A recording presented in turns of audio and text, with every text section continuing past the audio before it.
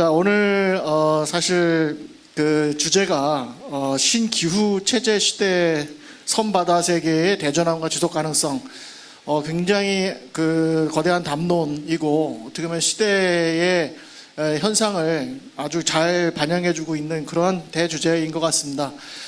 코로나가 끝나고 나면 뭐 기후 위기가 더 빨리 지속될 것이다라고 하는 그런 그 여러 학자들의 예견이 뭐 정확하게 맞아 떨어지는 것처럼 최근에 여러 가지 기후 현상이 굉장히 불확실성을 더 촉진하고 있는 것 같습니다. 그런 상황에서 오늘 전국 해양문학자 대회가 완도 청정바다와 그 치유의 섬 완도에서 개최되고 있는데요. 우리 기조 발표를 해주신 고석규 전 총장님을 비롯해서 네 분의 오늘 주제 발표를 잘 들었습니다. 오늘 네 분의 주제 발표가 사실은 한 분은 이제 국립해양수산박물관 방향성과 역할이라고 하는 그런 어떻게 보면 완도군의 가장 뜨거운 이슈일 수도 있고요. 굉장히 중요한 주제를 발표해 주셨고요. 두 번째 한국섬진흥원 이태경 박사님께서는 해양자원에 대한 어떤 그 워케이션 사례에 대해서 말씀을 해 주셨습니다. 세 번째 해양생물연구센터의 이수경 교수님께서는 해양수산자원을 이용한 해양바이오 헬스케어 제품 개발이라는 주제로 아주 우리에게 유용한 그 해조류의 활용에 대해서 말씀을 해주셨고요. 끝으로 한국환경재해연구소의 양혜근 소장님께서 섬지역의 축사원 이용과 전망에 대해서 아주 좋은 발표를 해주셨습니다. 사실 그 네 개를 보면 각자 다른 것 같습니다만 코로나 이후에 이 신기후 체제의 상황을 놓고 봤을 땐 굉장히 서로 필요하고 서로 상부상조해야 될 그런 주제가 오늘 네 개를 발표한 것이 아닌가 이렇게 생각이 돼서 굉장히 중요한 자리라고 생각을 합니다. 자, 이런 자리에 오늘 그 토론으로 중요한 네 분을 모셨습니다. 우선 강현철 경기대학교 교수님 나오셨습니다. 네, 큰 박수로 맞이해 주시기 바라겠습니다. 국립해양생물자원의 안혜숙 박사님 나오셨습니다. 참고로 국립해양생물자원은 서천에 있습니다. 네네. 자, 다음 사회적 협동조합 한강의 대표이사 염홍철 선생님 나오셨습니다. 네. 사실 오늘 토론에 참여하시기로 했던 그 해양수산부의 이영기 위원께서 급히 국회 토론회가 있어서 그쪽에 좀 그 부름이 있으셨나 봅니다. 그래서 오늘 자리를 좀 못 하신다고 대신 그 토론문을 제가 간단하게 요약해서 이렇게 보고 말씀드리도록 하겠습니다. 양해를 부탁드리고요. 저희가 갖고 있는 시간이 지금 6시 20분까지입니다. 6시 30분부터 식사가 시작되기 때문에 식사 시간이 늦어지면 또 많은 원성을 들을 것 같아서 가급적이면은 토론 시간 안에서 다 소화하도록 하겠습니다. 우선 그 네 분의 토론자분께 각각 그 각 주제 발표에 대한 5분 정도의 소감과 토론문을 좀 요약 정리해서 좀 듣도록 하고요. 이후에 그 발표하신 토론문에 대한 각 발표자께서 추가로 내용을 좀 보완해 주시면 고맙겠습니다.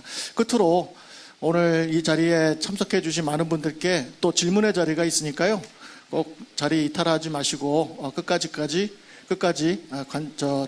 관청해 주시면 고맙겠습니다.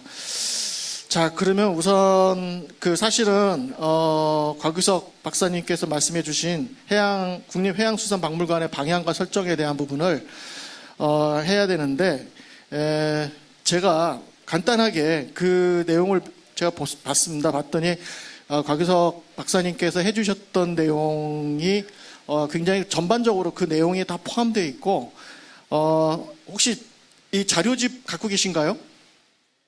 예, 이 자료집에 64페이지를 보시면 그 해양수산부 학예연구관의 이영기 박사님의 토론문이 실려 있습니다. 그 전반적으로 그 표라든가 이런 것들이 아까 그 곽유석 박사님께서 말씀해 주신 내용과 거의 비슷합니다만 굉장히 조심스러운 것은 아마 이분이 지금 이제 12일 날인가 그 결정이 난다고 합니다. 그래서 여러 가지 상황을 고려해서 좀 그 양해를 구한 것이 아닌가 이런 생각이 좀 들기도 하고요. 우선 65페이지를 한번 살펴보시면 표가 하나 있습니다. 표를 보시면은 각 그 동해권, 서해권부터 시작해서 서남해권까지 총 6개의 해양수산부가 운영하는 해양문화시설의 현황이 나와 있습니다. 국립해양과학관이 동해안, 서해안에 이제 국립해양생물자원관이 서천에 있고요. 오늘 여기 참여를 하셨습니다. 동남해권의 국립해양박물관이 부산 영도에 있고요. 수도권에 현재 인천에 인천해양박물관이 건립 중에 있습니다. 25년에 아마 완성이 된다고, 24년 그 후반부네요. 완성이 된다고 돼 있고요. 내륙권에는 미래해양과학관, 그래서 바다가 없는 충북 청주에 첨단 해양과학을 주요 사업으로 해서 현재 건립 중에 있습니다. 2025년 하반기에 완성 예정입니다. 그리고 이제 서남해권에 최초로 들어서는 국립해양수산박물관, 이게 현재 설립 타당성 평가 중에 있습니다. 이게 지금 타당성에서 완도군으로 손을 들어주게 되면 2029년에 하반기에 완성이 돼서 서남권에 굉장히 중요한 해양수산 문화와 여러 분야를 다룰 수 있는 굉장히 뜨거운 그런 아주 핫플레이스가 될 것으로 생각합니다. 그 내용에 관련된 것들은 오늘 그 곽유석 박사님께서 굉장히 자세하게 설명을 해주셨고, 저도 개인적으로 그 목포 고하도에 설립된 국립호남권 생물자원관, 환경부 산하의 호남권 생물자원관의 건립위원과 설립위원을 다 했습니다. 근데 일단 다 해놓고 나면은 건립과 동시에 세부 연구과제를 하게 돼 있습니다. 그래서 아마도 그런 연구과제를 할 때 아마 다시 한번 곽유석 박사님의 역할이 좀 필요하지 않을까, 저는 그렇게 생각을 하면서 일단 토론에 가늠하고자 합니다. 사실 핵심적인 내용은 67페이지에 마지막 단락에 국립해양수산박물관은 개관 이후 정부 방침에 따라 법인화되어 법령의 설립 및 운영 근거가 있는 특수법인으로 운영한다, 이렇게 되어 있습니다. 그래서 법인화에 대한 가장 많은 우려가 이윤을 남기기 위해 다양한 수익 사업이 필요하다, 이렇게 되어 있기 때문에 앞으로 서남권에 좋은 이런 그 수산 박물관이 들어옵니다만, 한편으로는 많은 관광객들이 찾아와서 이 수산박물관에서 여러 가지 다양한 그 프로그램들을 우리가 또 지켜볼 수 있도록 그렇게 유인해야 되는 그러한 역할도 완도군에서 해야 된다는 그런 걸로 알고 있겠습니다. 네, 일단 좀 더 자세한 내용들은 이 내용을 한번 보시면 자료집을 한번 보시면 고맙겠습니다. 네, 이렇게 해서 정말 안타깝습니다만 이영기 그 학예연구관님이 못 오시는 걸 제가 대신해서 말씀드렸습니다. 자, 두 번째 한국섬진흥원 이태경 박사님이 발표를 하신 워케이션에 대한 부분에 대해서 경기대학교의 강현철 교수님의 토론이 있겠습니다. 부탁드리겠습니다. 네, 반갑습니다. 경기대학교 강현철입니다. 기조발표를 포함해서 네 분의 주제 발표 너무나 잘 들었고요. 저 개인적으로는 섬, 바다, 그리고 해양이라는 주제를 가지고 다양한 관점에서 접근했다는 것에 대해서 굉장히 의의가 있다고 생각이 들고, 저도 이제 전공이 다 다르지만 조금 더 재밌게 들었던 것 같습니다. 제가 토론할 주제는 아까 전에 말씀해 주셨듯이 그 워케이션에 대한 내용입니다. 워케이션 현상 중에 배경 중에 가장 그 원인이 되는 게 바로 인구 감소, 그리고 지방 소멸인 것 같습니다. 그래서 그 위기감은 뭐 우리나라 사회 전반에 있다고 생각이 듭니다. 그리고 특히 섬에 대한 인구 소멸은 그 무엇보다 굉장히 좀 심각하다라고 이렇게 나타나고 있습니다. 그래서 이처럼 지금 뭐 저출산인 것 같은데요. 이 저출산이 인구 절벽 그리고 지방 소멸뿐만 아니라 다양한 뭐 아까 전에 또 발표에도 나왔지만 뭐 기후 변화라든지 아니면은 뭐 감염병이라든지 또 그리고 다양한 기술적인 측면에서 불규칙적으로 나타났던 다양한 거기에 대한 파생적인 현상이라고 생각이 듭니다. 어쩌면 어떻게 생각하면 기후 변화든 뭐 다양한 이러한 현상들이 이러한 인간으로부터 시작은 됐지만 사실상 제가 생각할 때는 통제가 불가능한 수준까지 오게 되지 않았나라는 생각이 조금 듭니다. 그동안 저춘살, 고령화, 인구 절벽을 막기 위해서 17년 동안 제가 좀 찾아보니까 500조 원이 투입됐다고 합니다. 2023년 올해 저희가 그 예산이 우리나라 예산이 639조니까 거의 1년 전체 예산을 다 쏟아붓고도 현재는 학계 출산율이 여러분 다 아시다시피 0.78명 굉장히 좀 심각한 수준에 있는 것 같습니다. 그래서 예산은 예산대로 투입이 됐고 왜 효과가 없었을까요? 저도 항상 이 부분에 대해서 좀 고민이 좀 있습니다. 원래 투입이 있으면 산출이 있어야 되는데 투입만 있고 산출이 없는 유일한 정책이 바로 인구 정책인 것 같습니다. 그래서 이게 다양한 사회적인 현상으로 나타나서 이게 과연 어떠한 측면에서 좀 더 이어질까라는 생각이 들고 워케이션도 이러한 현상의 하나의 뭐 결과 과정으로서 나타났던 것이 아닐까라는 생각이 조금 듭니다. 그래서 인구 감소에 따라서 지방 소멸은 여러분들 다 잘 아시리라 생각이 들고요. 소비 위축, 생산 감소를 통해서 지역 경제가 굉장히 쇠퇴한다는 것입니다. 지역 경제가 쇠퇴한다는 것은 그 지자체가 망할 수도 있다라는 것을 느낄 수 있습니다. 저는 이제 대학이기 때문에 이 대학도 망할 수 있다는 것을 지금 현재 우리가 느끼고 있는데 지자체도 과연 언제까지 세금으로 운영이 될 수 있을까라는 생각이 들면서 여러 가지 문제점들이 있는 것 같습니다. 민간 기업이 문을 닫으면 다른 기업으로 합병이 되거나 기존 구성원들을 해고하거나 이러한 조치로 되는데 지역 소멸로 인한 지역 경제 쇠퇴로 인해서 만약에 지자체가 문을 닫는다면 이건 어떤 현상이 나타날까요? 생각만 해도 좀 끔찍한 상황인 것 같습니다. 끔찍한 상황이지만 충분히 우리가 이 자리에서 예견되지 않을까라는 생각이 조금 들고 있습니다. 그래서 정부든 지자체든 이런 현상을 막기 위해서 다양한 정책적인 대응을 하고 있는 것이 사실입니다. 그래서 중기부도 올해도 이제 지방 소멸 대응 기금이나 뭐 이런 것들을 통해서 어떻게든 살려보도록 하고 있고 지금 현재 저희 문화학자대회가 열리고 있는 완도군의 경우에도 지방 소멸 대응 기금을 활용해서 청년 상가를 건립하고 또 중기부가 해조류를 통해서 뭐 과자라든지 부각이라든지 상품화해서 판매하는 사업을 지원하고 있는 것으로 좀 알고 있습니다. 문제는 뭐냐면 이게 과연 지속 가능한가? 인구 소멸에 대한 다양한 이제 예산이 이제 지난 17년 동안 뭐 500조, 뭐 600조다 이런 것들이 지원은 됐는데 과연 우리에게 남은 것이 무엇인가에 대한 부분입니다.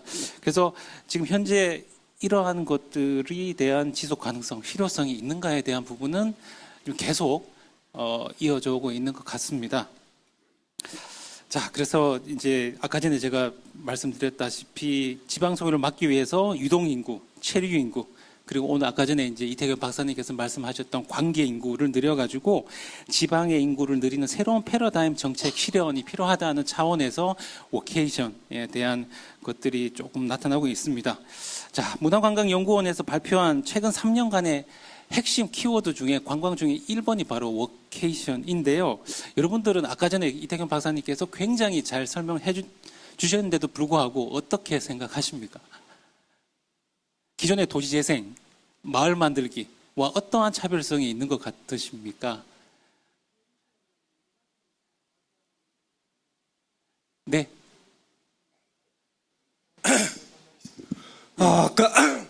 지금 감기가 걸려가지고 목이 좀 갔는데요.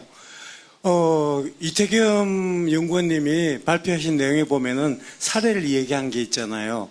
근데 제가 쭉 이래 정부에서 하는 일들이나 이걸 보면은 돈 쓰는 생각만 했지 돈을 회수하는 생각은 안 하시거든요.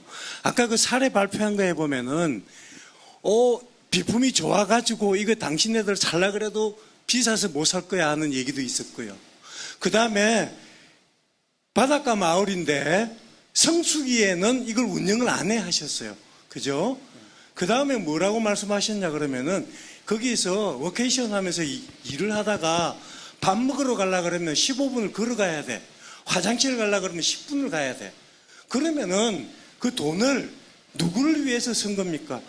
고객을 유치하기 위해서 쓴 겁니까? 아니면은 누구에게 보여주기 위해서 쓴 겁니까? 제가 사회자인데요. 예. 예, 지금 사실 토론 시간은 아니고 예. 지금 이제 토론자들이 발표를 하는 시간입니다. 그래서 제가 나중에 질문 그럼 시간을 드릴 때 물어봐서 제가 얘기하는 예, 거예요. 아, 먼저 제가 질문을 예, 했는데. 죄송합니다. 이게 그 진행에 미숙이 있었던 것 같은데 미처 못하신 말씀 이따가 제가 먼저 박흥조 선생님 먼저 저 시간을 드리도록 하겠습니다.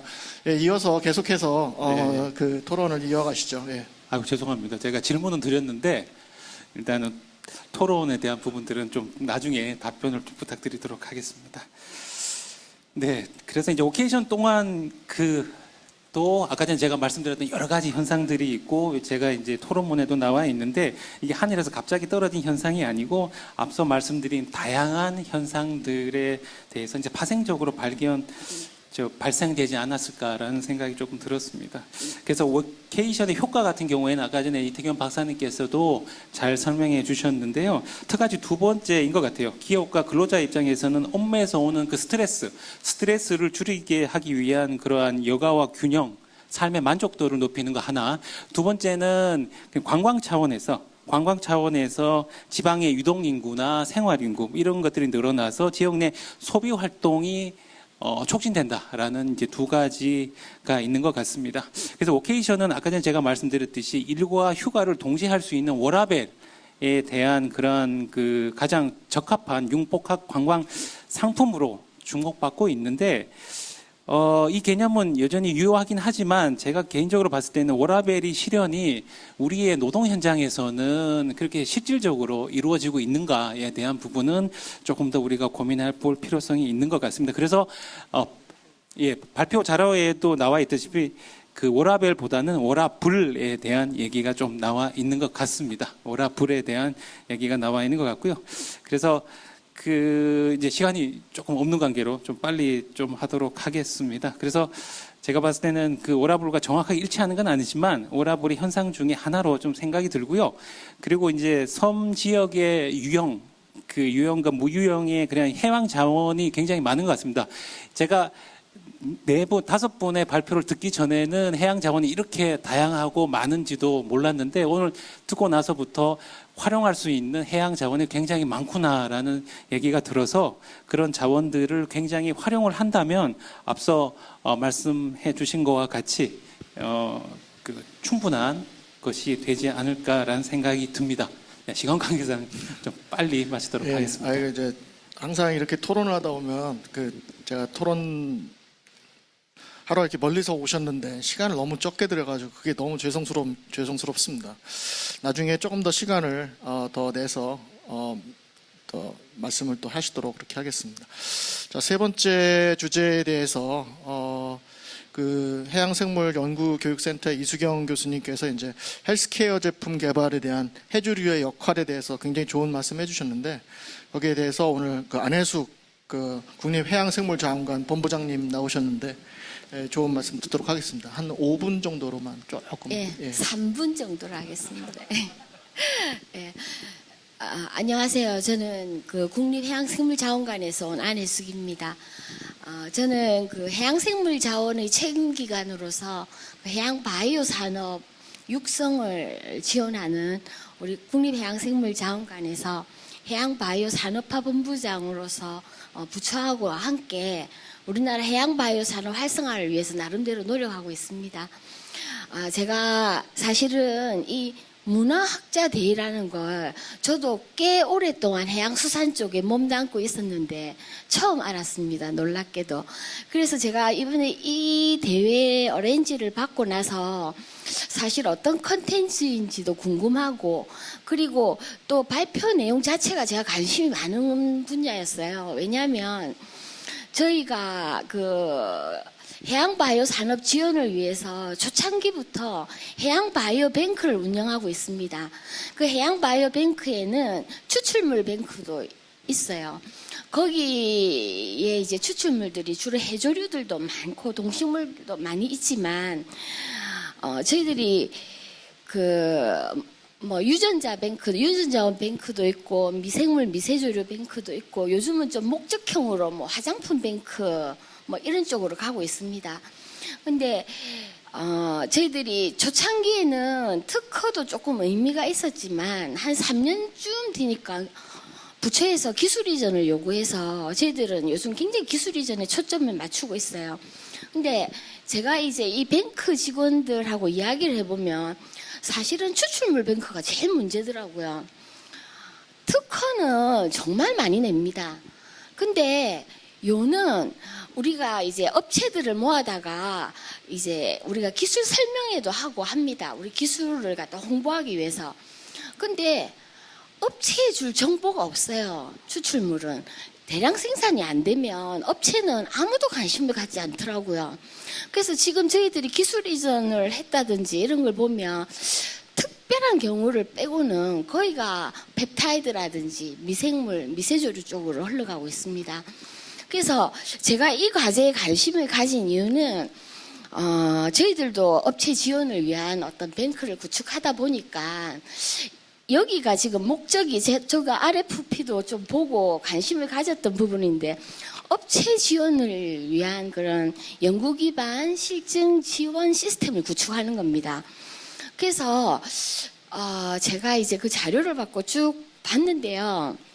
오늘 이 부센터장님이 발표하시는 걸 들으면서 저렇게 설명할 수도 있구나라는 생각을 했습니다. 아주 쉽게. 그리고 문화학자들이 모여 있다 보니까 거기에 맞추어서 설명을 하신 것 같아요. 근데 이제 제가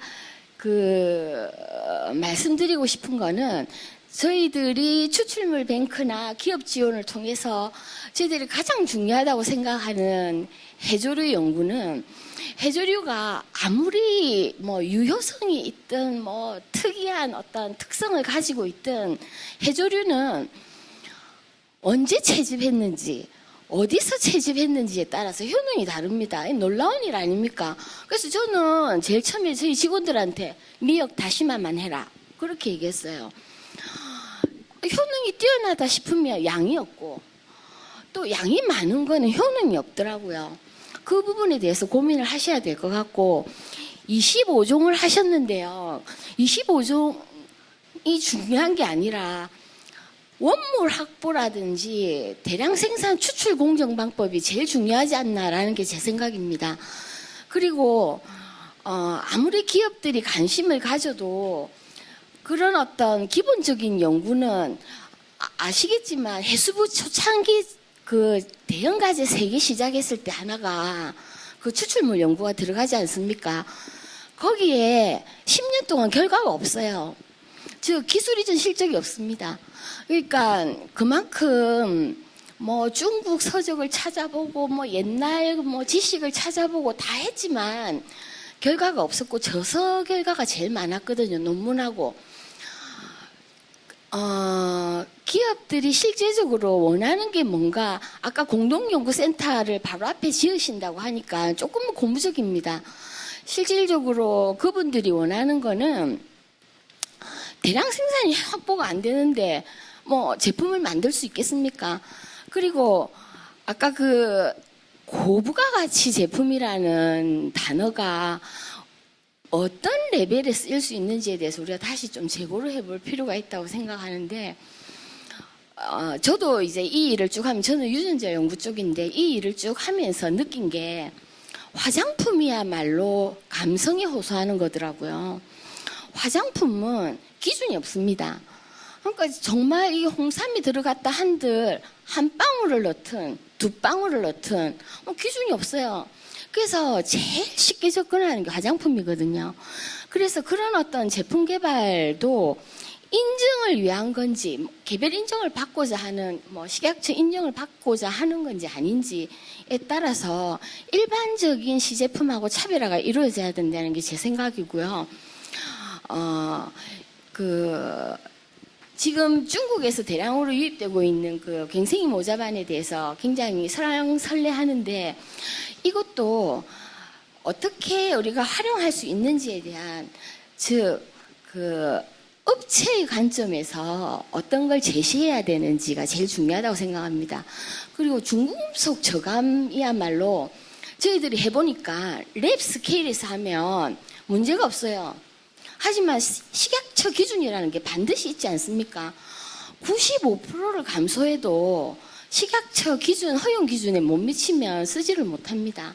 자, 그런 것들에 대한 것들을 공장 스케일로 해야지 업체에 도움이 된다라는 것만 조금 이야기하고 싶습니다. 이상입니다. 예. 굉장히 아주 좋은 말씀을 해주셨고요. 흥미로웠던 건 뭐 채취 장소에 따라서 효능이 다르다. 그런 게 굉장히 우리 어떻게 보면은 미역이나 다시마를 연구하는 사람 입장에서 중요한 이슈인 것 같습니다. 자, 오늘 네 번째 주제에 대해서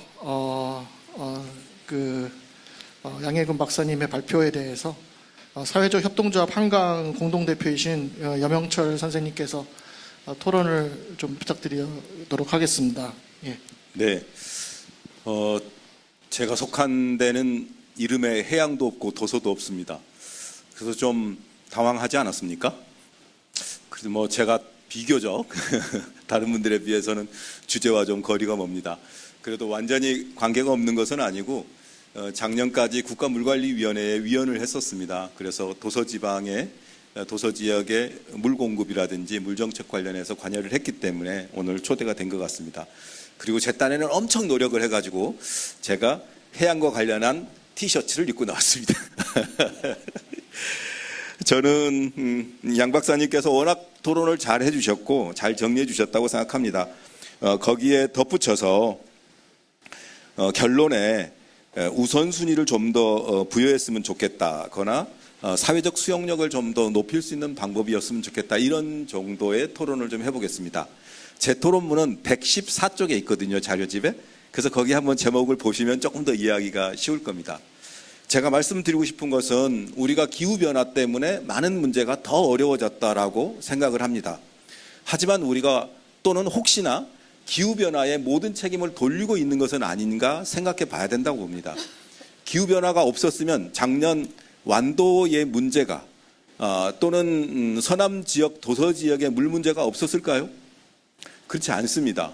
우리가 공급량이 지금 줄어든 것이 아니라, 그러니까 가뭄 때문에 공급 가능량이 줄어든 것이 아니라 물 사용량이 굉장히 많이 늘었습니다. 도서 지역에. 우선은 생활 패턴이 도시화되면서 1인당 1일 물 사용이 크게 늘은 것이 사실이고요. 특히 농작물의 농지의 변화나 농작물의 변화 때문에 섬지방에서 재배하지 않던 작물들을 재배하고 있는 것입니다. 또 관광객의 증가도 한몫을 하고 있죠. 그렇다면은 이런 상태로 계속 갈 수 있을까? 이런 와중에 기후변화로 더 큰 문제가 발생하면 우리는 어떻게 되는 것인가? 이런 문제를 생각해야 된다고 봅니다. 작년에 완도에서 생활용수를 공급하는 생활용수와 농업용수를 공급하는 데 있어서 우선순위를 좀 둔 바가 있습니까? 뭐 당연히 일부는 뒀겠죠. 하지만 그것을 대비해서 사전에 기준을 정하고 또 매뉴얼을 정하고 또는 그 생활용수에 공급하느라고 농업용수를 공급하지 못하면 그것에 대해서 보상해주는 체계를 정하고 이런 것들이 있었나요? 이런 것들이 있지 않다 보니까 농업을 하는 분들은 생활용수 가는 것도 중요하지만 기왕이면 자기 논에 물 대는 것이 더 중요했던 것이죠. 따라서 저는 첫 번째로 우리가 도서지역의 물 문제와 관련해서 생각할 것은 절대 도서지역은 육지처럼 물을 공급할 수 없다라는 것이고, 물과 관련해서 어느 정도 이상의 스트레스를 감수한 물정책을 세워야 된다는 것입니다. 그런 의미에서 첫 번째로는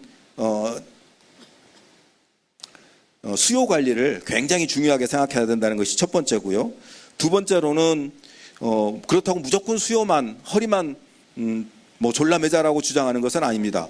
공급 정책 같은 경우도 좀 더 현실적이고 실용적인 것을 찾아야 된다는 것입니다. 담수화 시설 좋습니다. 근데 담수화 시설 하게 되면 3,000원에서 5,000원씩 톤당 나옵니다.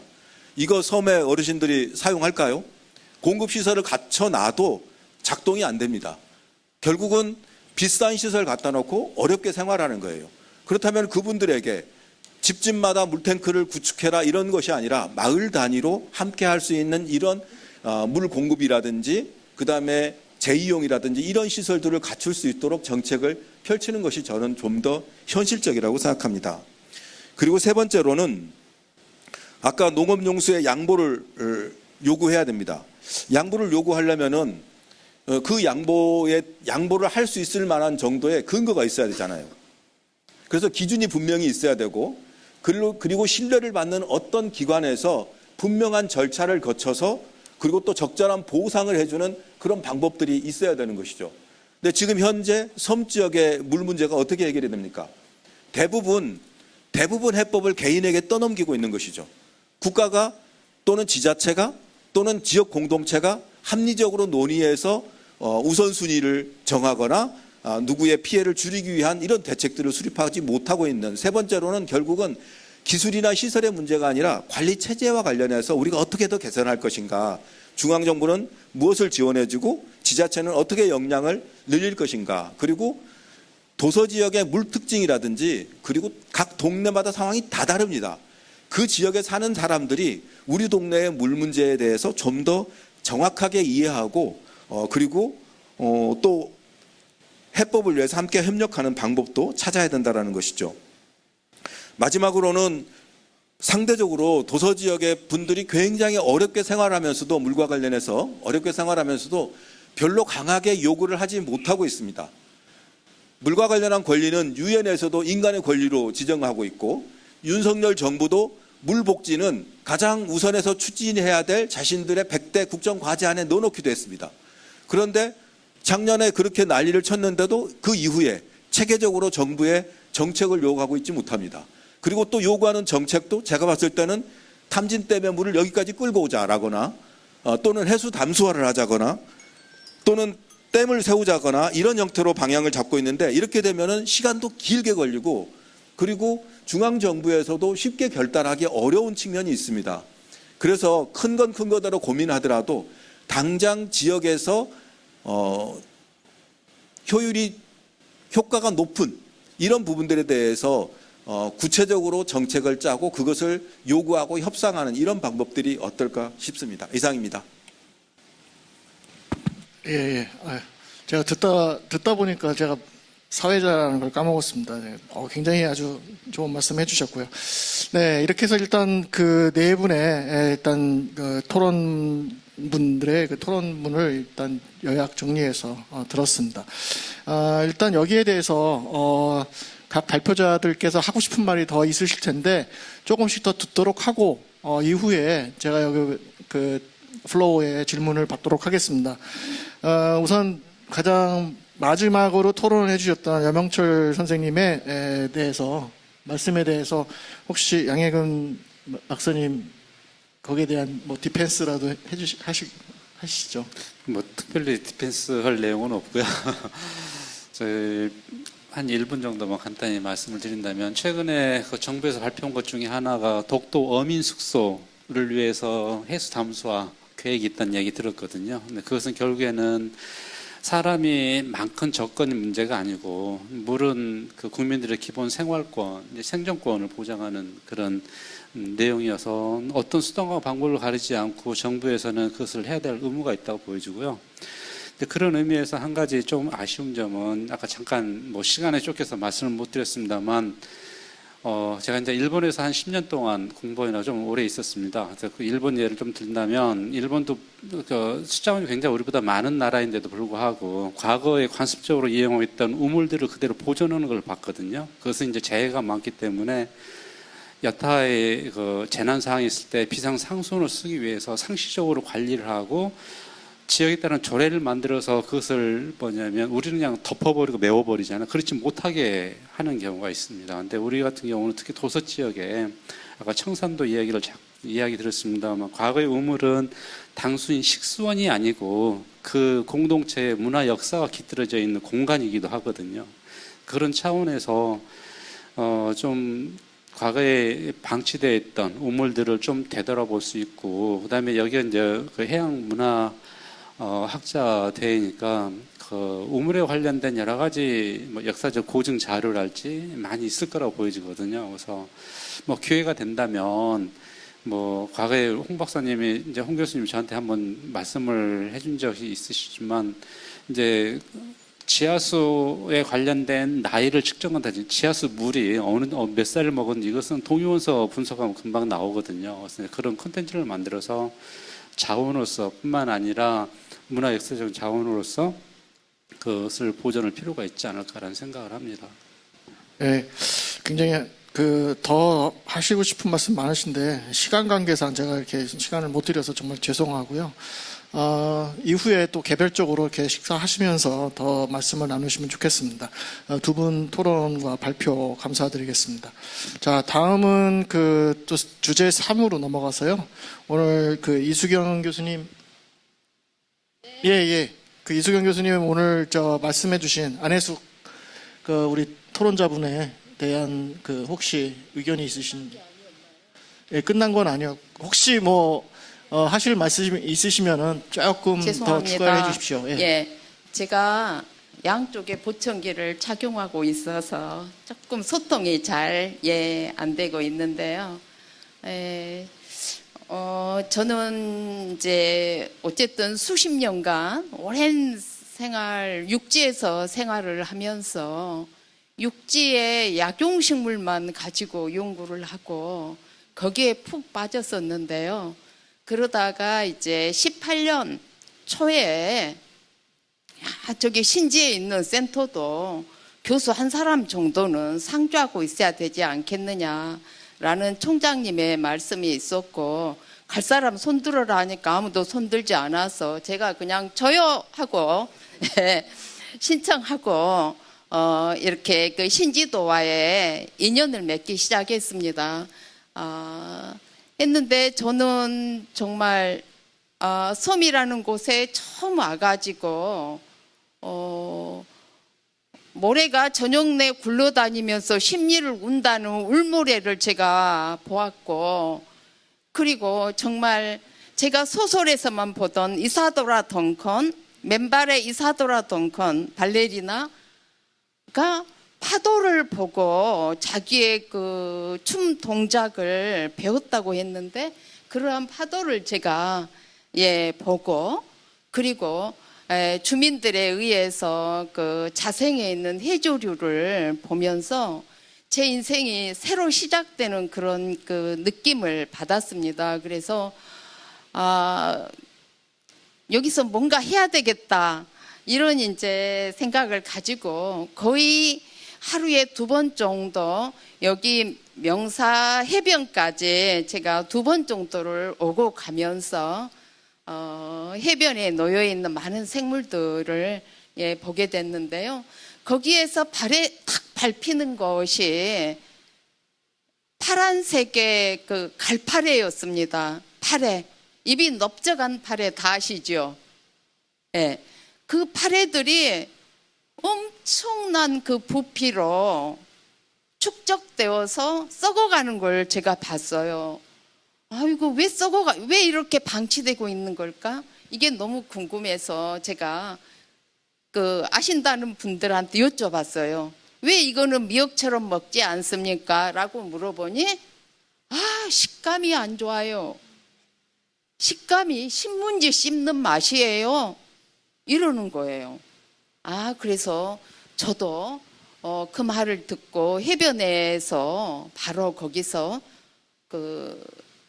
구멍 갈파래, 파란 넓은 이파래라고 해야 이해하시겠는데요.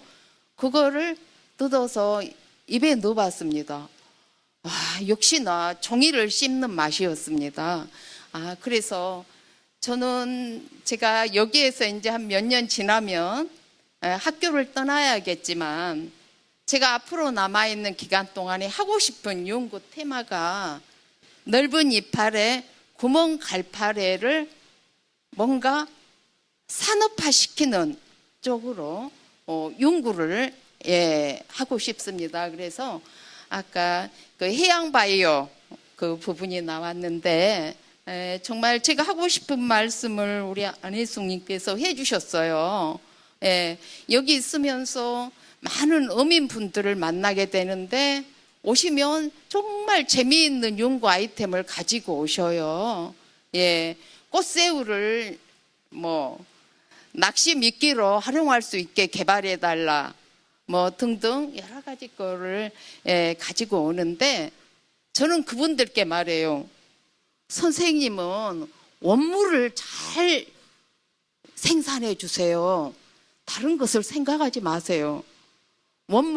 원물이 잘 나오면 뭐든지 다 됩니다. 그러니 원물을 생산해 주고 여기에서 몇 개 업체 정도를 스타기업으로 키워서 원물 생산자 100명을 스타기업 1명이 해결할 수 있다면 모든 경제적 가치가 올라가는 겁니다.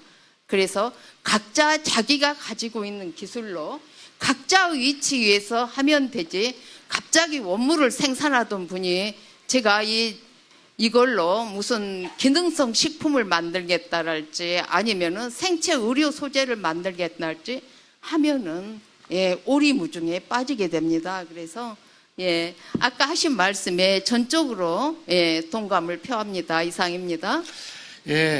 이수경 그 센터장님의 말씀을 이렇게 들으면 뭔가 치유의 섬, 힐링의 섬 진짜 와 있는 것 같은 느낌이 드는 게 굉장히 말씀이 굉장히 아주 아름답고 좋습니다. 나중에 큰 박수를 한번 좀 부탁드리겠습니다. 다음은 우리 두 번째 주제로 넘어가도록 하겠습니다. 해양자원을 활용한 워케이션 사례와 활성화 전략인데 이태경 박사님, 짧게 굵게 말씀해 주십시오. 네, 짧고 굵게가 제일 어려운 것 같은데요. 먼저 그 강현철 교수님께서 사실 제가 얘기했던 것들을 조금 더 정제된 언어로 보다 잘 말씀을 해주신 것 같습니다. 그 중에서도 제가 조금 더 와닿았던 단어는 제가 워라벨이라는 단어를 썼는데요. 강현철 교수님께서는 이 워케이션도 워라블의 하나의 현상이 아닌가라는 말씀을 해주셨어요. 그래서 그 얘기를 하면서 여가 시간에도 이제 자기 성장이라든지 이런 것들을 끊임없이 추구하는 현상에 대해서 말씀을 해주셨는데 사실 이런 부분들이 워케이션의 많은 부분에 녹아있고 이런 부분들이 조금 더 컨텐츠 개발이라든지 주변의 자원, 그 다음에 활동과 연계될 수 있는 부분에 대해서도 저 스스로 조금 더 고민을 해야겠구나라는 생각이 들었습니다. 근데 제가 오늘 여기서 이제 느낀 거는 제가 아까 강의 끝나고 갔는데 굉장히 많은 분들이 관심을 가져주시고 또 질문도 해주셨거든요. 근데 그걸 보면서 느낀 게 이 워케이션이라는 사업이 생각보다 반짝반짝 빛나 보이는 사업이구나. 그리고 어느 정도 가능성이 있어 보이기는 하지만 과연 될까? 그 다음에 아까 말씀드렸던 것, 강 교수님이 말씀해 주셨던 것처럼 이것들이 도시재생처럼 반짝하고 끝나버리는 거는 아닐까?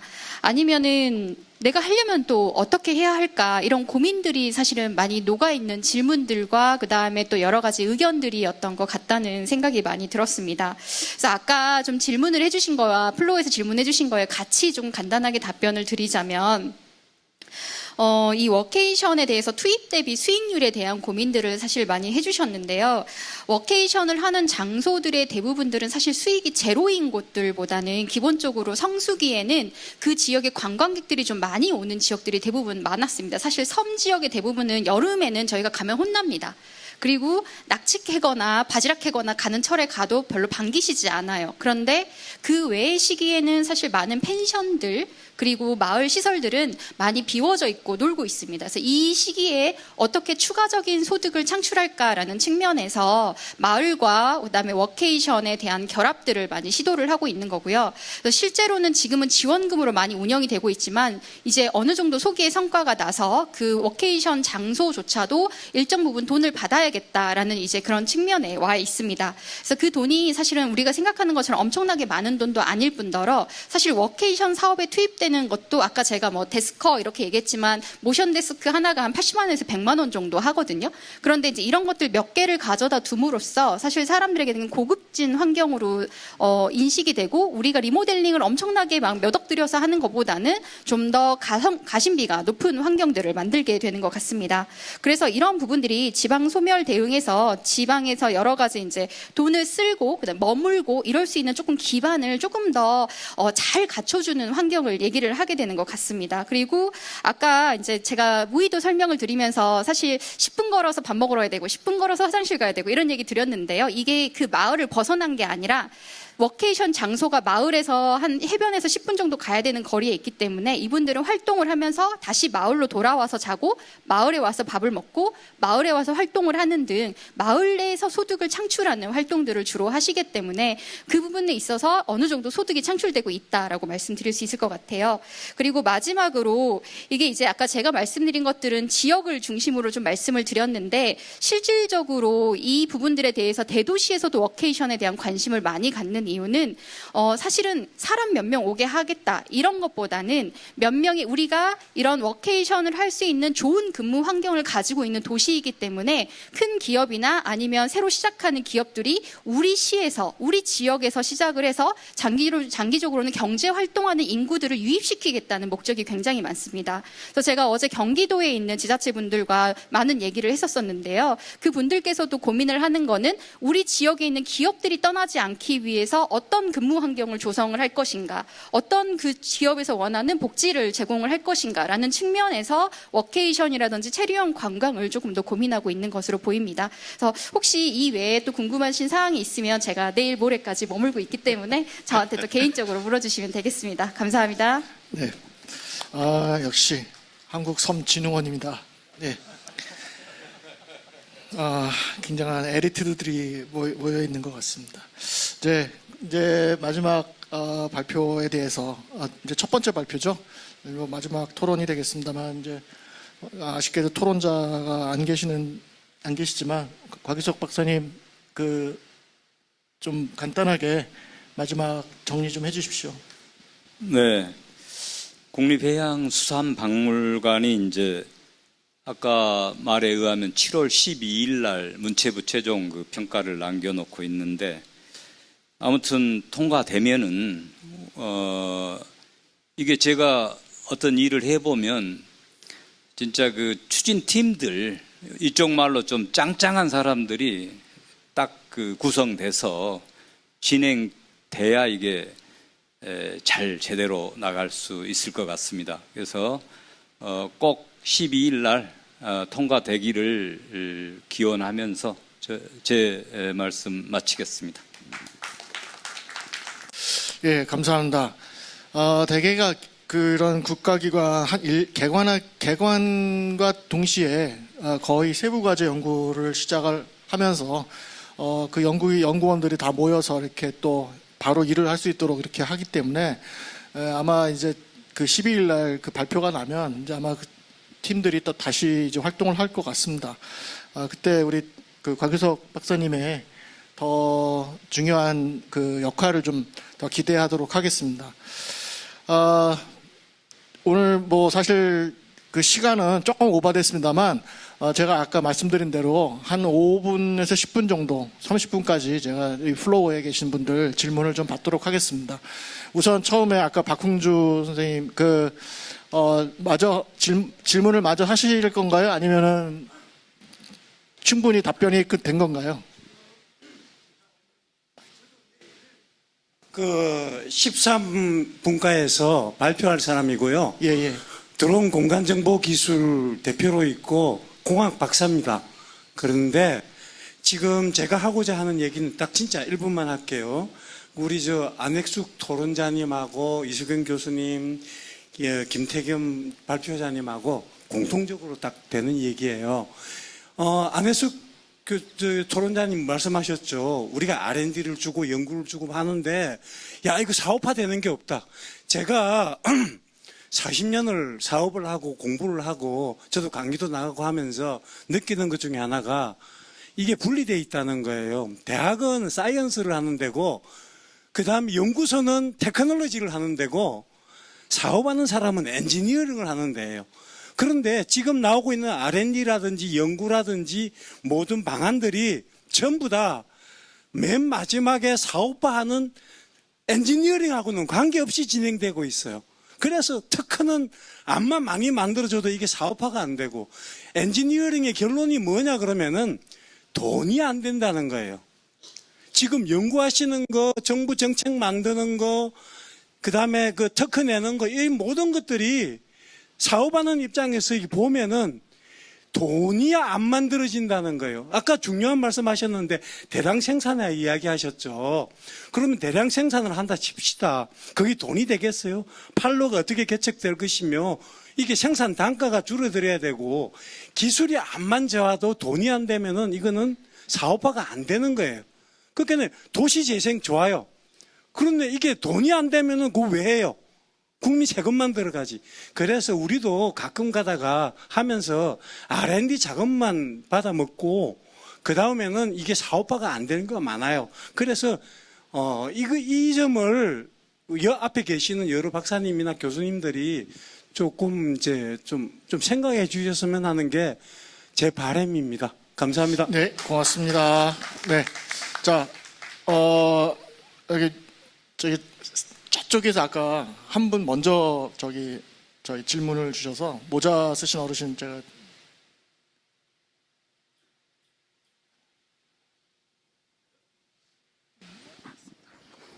예, 저는 대북 사업을 해오던 임대택이라고 합니다.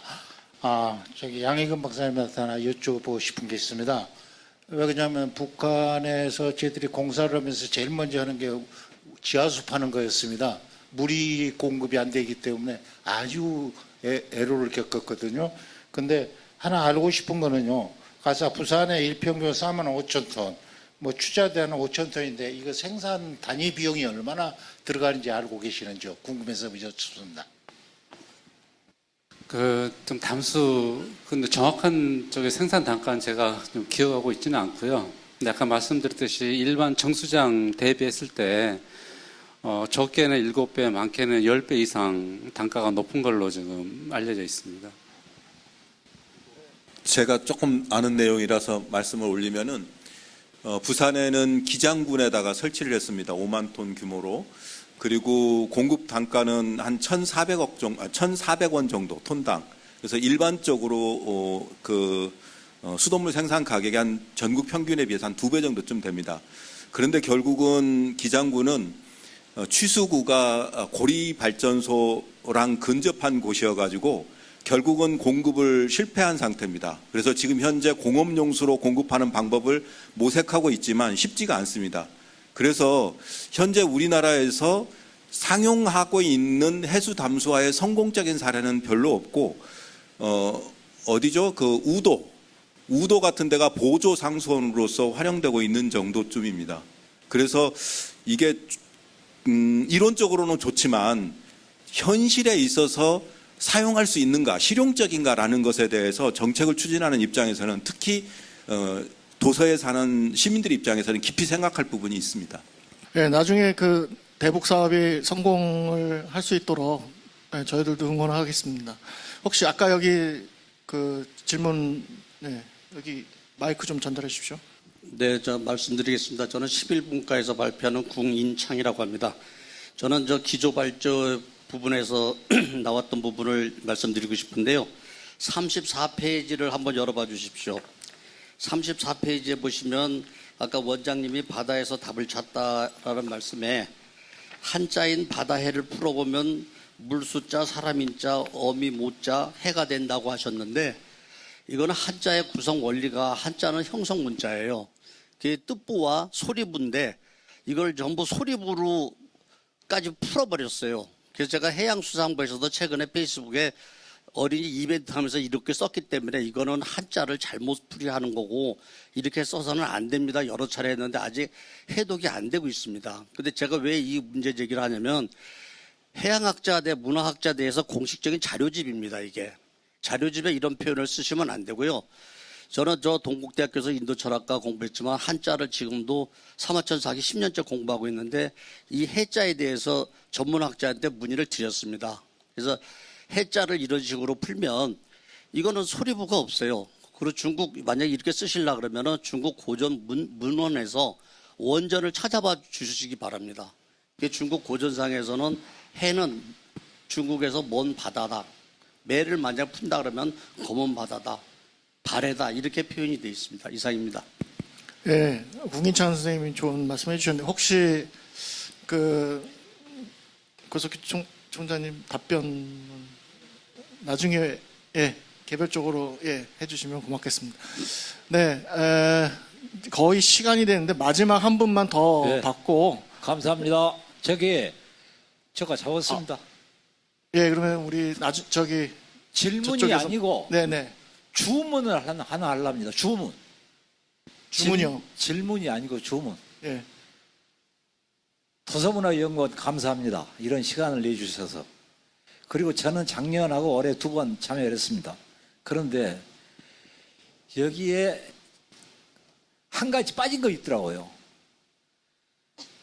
무엇이 빠졌냐 그러면은 지금 이 두꺼운 책 다 읽으라면 고문이요. 다 못 읽어. 그러면 내일 당장 필요해요. 내일 당장. 내일 분과에다가 점 하나씩 거세요. 저거. 동영상 하나씩 걸어갖고 싹 찍어.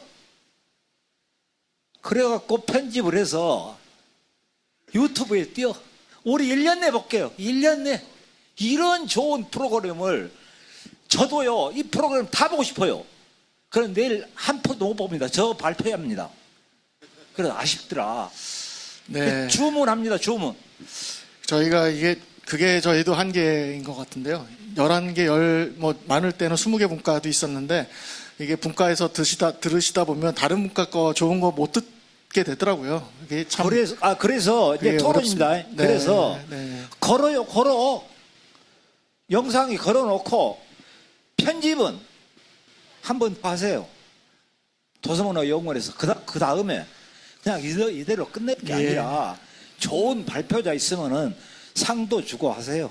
예, 알겠습니다. 아이고. 네, 다음부터 저희가 좋은 제안 받아들여서 준비하도록 하겠습니다. 고맙습니다. 하시겠어요? 예, 그러면 질문 30초 드리겠습니다.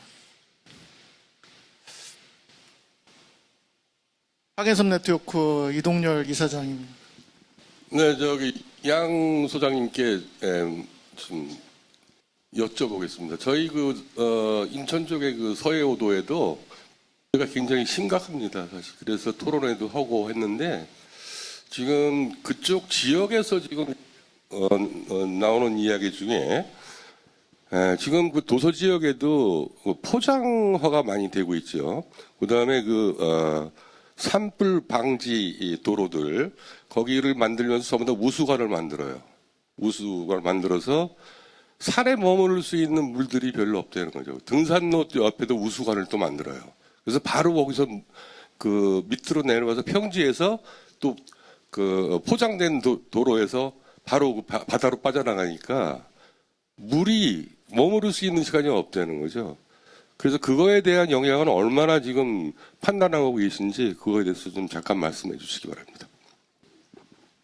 사실 말씀하신 그 내용이 이제 박사 논문이기도 하거든요. 도시화되면서 물수는 어떻게 왜곡돼 가는지 정말 중요한 말씀을 하셨습니다. 이제 환경부가 지난 정부 때 물순환 건전화 내지는 물순환 선도도시 사업을 굉장히 했었거든요. 그러면서 최근에 이제 우리 선생님 말씀하신 것처럼 거기에 대한 문제 의식을 갖기 시작했고요. 근데 사실 그런 도로를 놀면서 불투수 면적이 높아질수록 말씀하신 것처럼 땅속에 함양되는 비의 양은 적어질 수밖에 없고 우수축구로서 나가는 직전 유출량도 많아질 수밖에 없거든요. 근데 그것은 도시화가 이루어짐에 따라서 대부분 그 빗물이 함양하는 그런 정도가 많게는 50% 이상 감소하는 그런 지역도 상당히 많습니다. 이제 특히 이제 서울 같은 대도시 지역은 더더군다나 그렇고요. 빗물의 20%도 함양하지 않은 지역들이 상당히 좀 많습니다. 이제 도서 지역에서도 특히 마찬가지고요. 그래서 주민들이 대부분 이제 뭐 일반적으로 요구할 때 사방공사, 재해를 원해서 사방공사를 요구한달지 아니면 그랬을 때 반드시 추가적으로 요구해야 될 게 그 빗물 처리에 관련된 겁니다. 그래서 이제 제주도는 일부 지역에서 중산간 지역의 지하수를 보존하기 위해서 우리가 먹는 상수원 저류지가 아니라 빗물 땅속에 저장시킬 수 있는 그런 저류댐을 만들기도 하거든요. 그래서 그런 것들을 우리가 좀 주의 깊게 좀 봐야 될 부분을 잘 지적해 주신 것 같습니다. 네, 시간이 뭐 오버됐습니다. 그렇지만 오늘 굉장히 좋은 말씀 해주셨고 플로어에서도 더 질문을 하시고 싶으신 분이 계시겠지만 이따가 식사하시면서 개별적으로 토론자와 발표자께 찾아오셔서 질문을 해주시면 고맙겠습니다. 자, 오늘 처음 이제 첫 시작된 신기후 체제 시대 첫 섬 바다 세계의 대전환과 지속 가능성 주제를 가지고 기조 발표와 주제 발표 4분의 강연을 들었고요. 종합 토론으로 오늘 비록 참여는 못하셨지만 이영기 학예사, 그다음에 강현철 경기대학교 교수님 나오셨고요. 또 안혜수 국립해양생물자원관 본부장님, 그다음에 사회적 협동조합 한강 대표, 염영철 대표 이렇게 4분이 토론을 참여해 주셨습니다. 또한 좋은 발표를 해주신 곽유석 박사님, 이태경 박사님, 이수경 교수님, 양현금 박사님 이렇게 해서 좋은 토론과 발표가 잘 마쳤습니다. 그리고 오늘 플로어에서도 좋은 질문을 해주셨고요. 그래서 오늘 굉장히 뜻깊고 주제도 굉장히 좋은 주제여서 완도의 이 청정바다와 치유에 걸맞는 그런 주제와 발표로서 다 마무리된 것 같습니다. 참여해주신 모든 발표자, 참여자, 그 다음에 토론자 모든 분들께 감사의 말씀드립니다. 감사합니다. 감사합니다. 네, 그리고 아까